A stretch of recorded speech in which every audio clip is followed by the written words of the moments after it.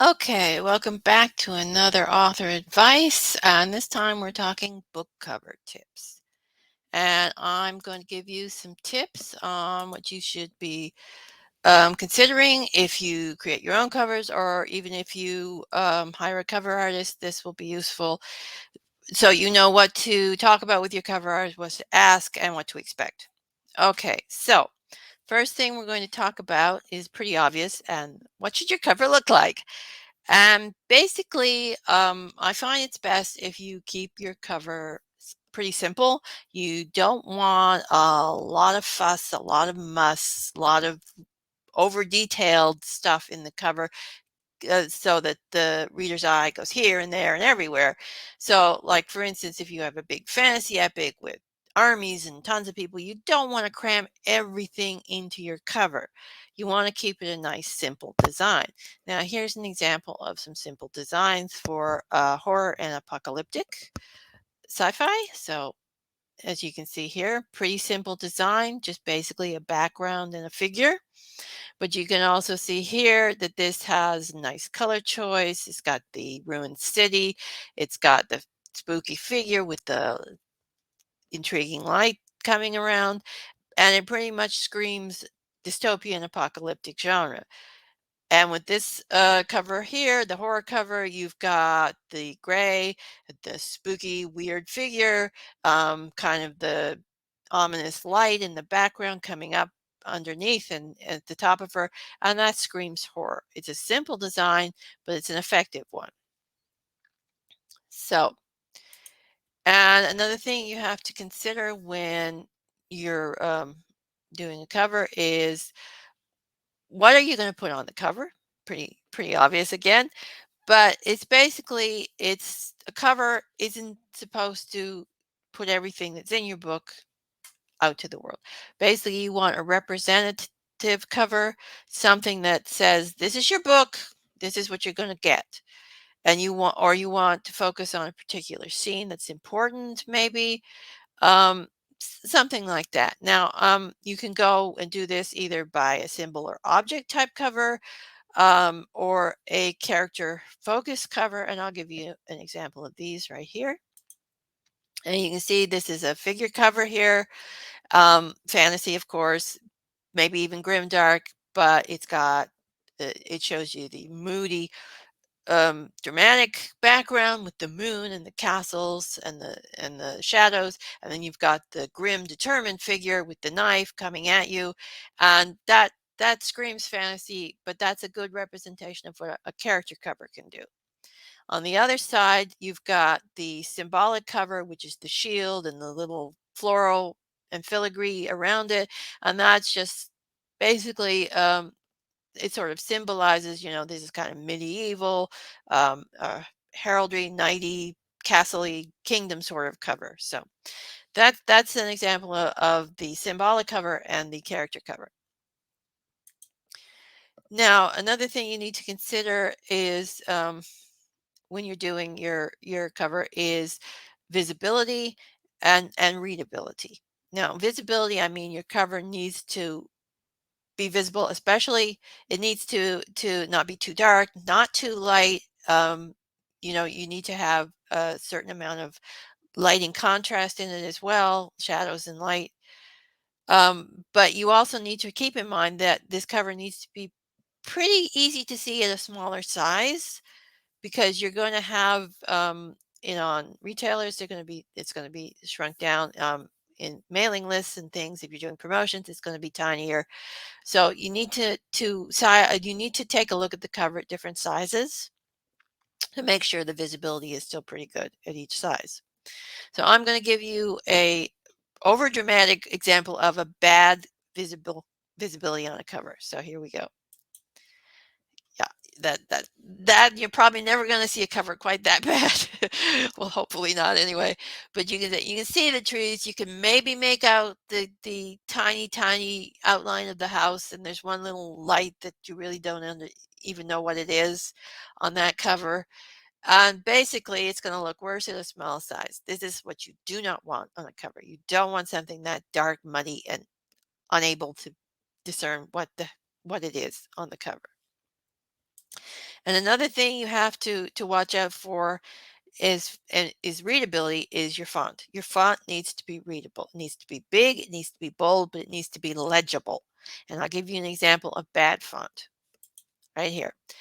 Dark Knight, yeah, it's all Baroque, it's all curly cues, but yeah, it's hard to read. And the smaller you get, the harder it's going to be to read. So something like this, something fancy and over ornate is not a good font to use. And same with some of the horror fonts that are kind of spiky and thin and like I said, make your cut see if these fonts are visible at smaller sizes. If they're not, don't use them. Okay, and I'm going to give you another example of bad fonts because these bad fonts do not match their genres. Now we'll talk about genres a little later, but I'm going to stick with the fonts here and show you fonts that don't match genres, which is something you should definitely avoid. Now you can see again with the apocalyptic cover and the horror cover. Oops, that's the wrong one. Sorry. This is the one I want. Okay.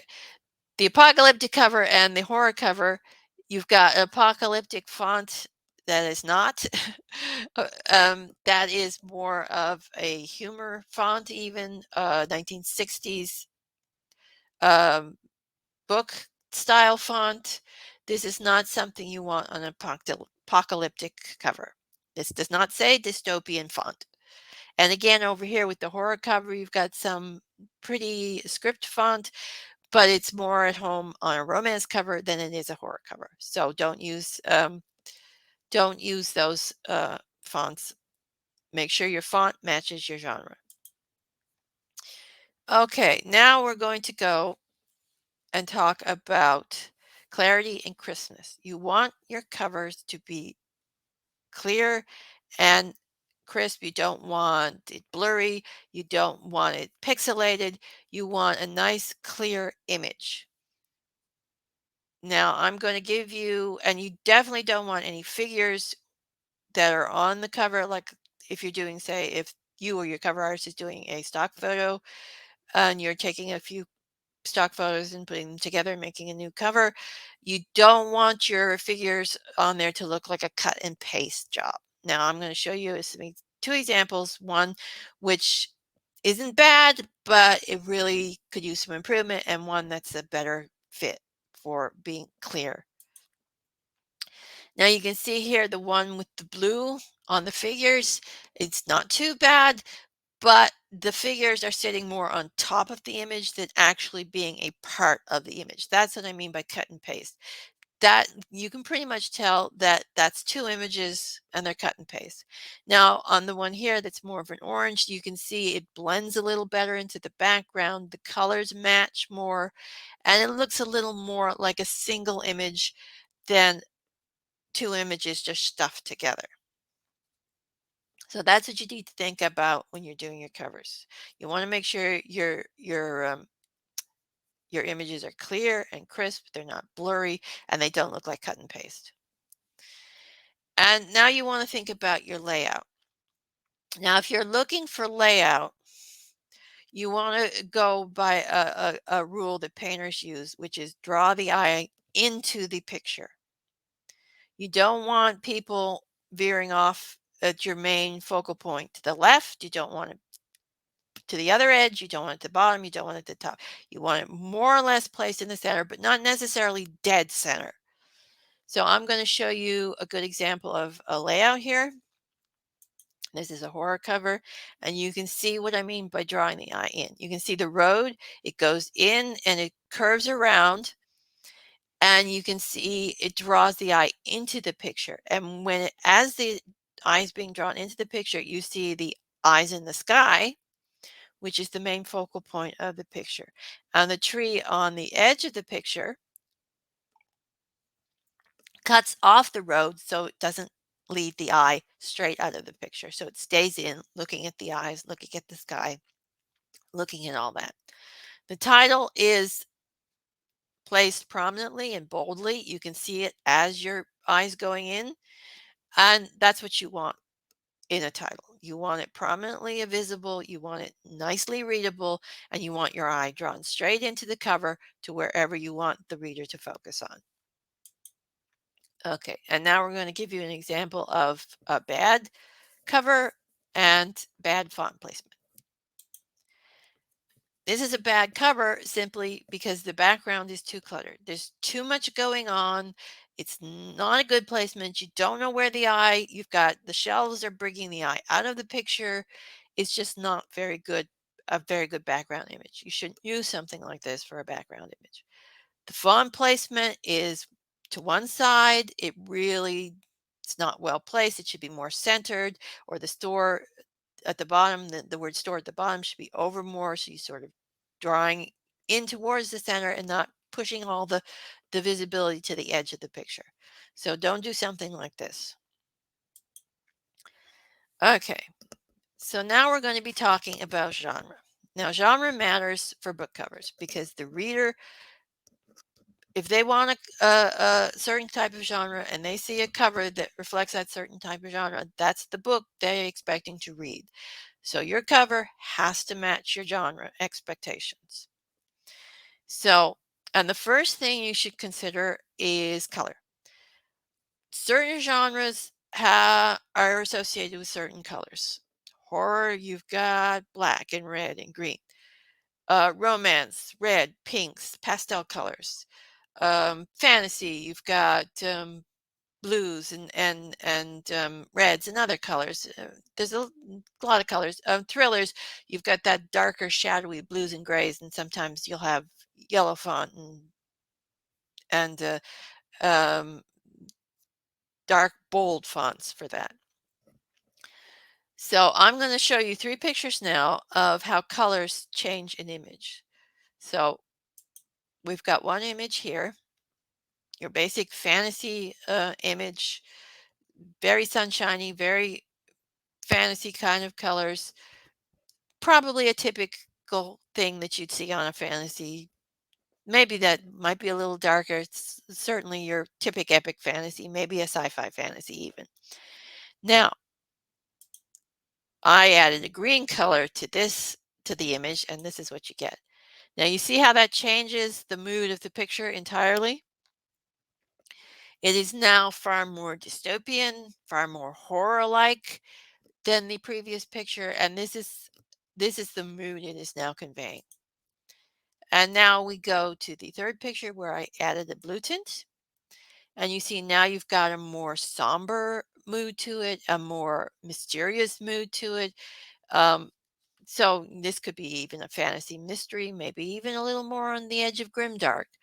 So you can see in those 3 images how color can change the type of mood you're conveying in the cover and why you should pay attention to what colors you're using. And again, what font should you use? Well, as I mentioned earlier, you want to match the font to the genre.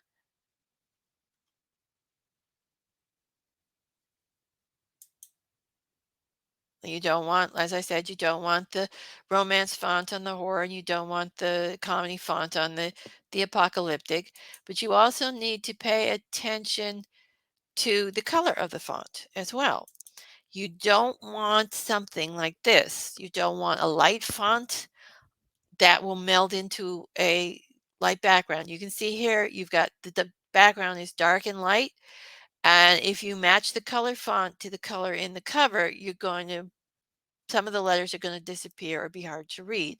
Something more like that with the black is far better than the uh, than the gray thing on the apocalyptic cover there. I mean the orange color on the apocalyptic cover. And you can see over here, you can't even see the font color on this because the font color is so light and the font just disappears into the ghostly figure. So again, you want something more like the black. Of course, you'd want a font that would match these covers and not the mismatched font that I was showing there. But anyway, so remember, match the font to the genre, match the color of the font so that it shows. And your style should also reflect genre too. You want the style of cover, the images on the cover to match your genre. Now, I'm going to show you an example of a cover here. Now, that cover is clearly a historical fiction or historical fantasy, and you don't want a font on this that is a sci-fi font or something like that.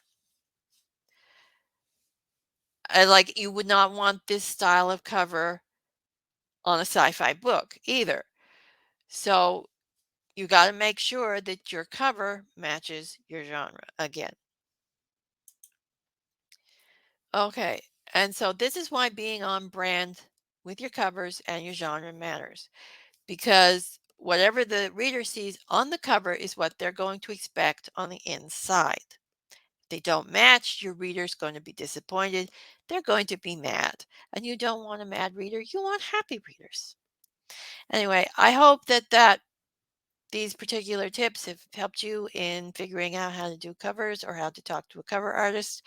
And that's all for now. So this is the end of this author advice for book cover tips. Bye.